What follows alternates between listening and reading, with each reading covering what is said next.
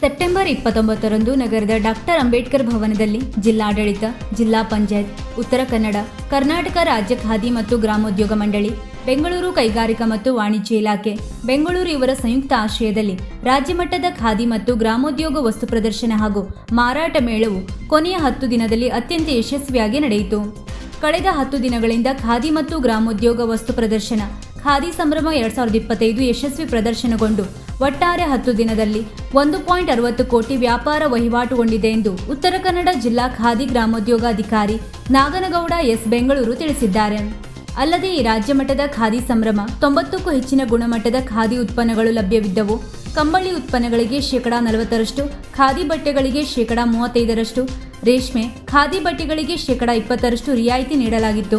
ಸಾರ್ವಜನಿಕರು ಇದರ ಲಾಭವನ್ನು ಪಡೆದುಕೊಂಡು ಅತ್ಯಂತ ಯಶಸ್ವಿಗೊಳಿಸಿದ್ದಕ್ಕೆ ಜಿಲ್ಲೆಯ ಎಲ್ಲ ಗ್ರಾಹಕರಿಗೆ, ಅಧಿಕಾರಿಗಳಿಗೆ ಮತ್ತು ಸಹಕಾರ ನೀಡಿದ ಎಲ್ಲರಿಗೂ ಧನ್ಯವಾದವನ್ನು ಹೇಳಿದರು. ಈ ಸಂದರ್ಭದಲ್ಲಿ ವಿವಿಧ ಖಾದಿ ಮತ್ತು ಉಣ್ಣೆ ಸಂಘದ ಪದಾಧಿಕಾರಿಗಳು, ಸಿಬ್ಬಂದಿಗಳು ಉಪಸ್ಥಿತರಿದ್ದರು.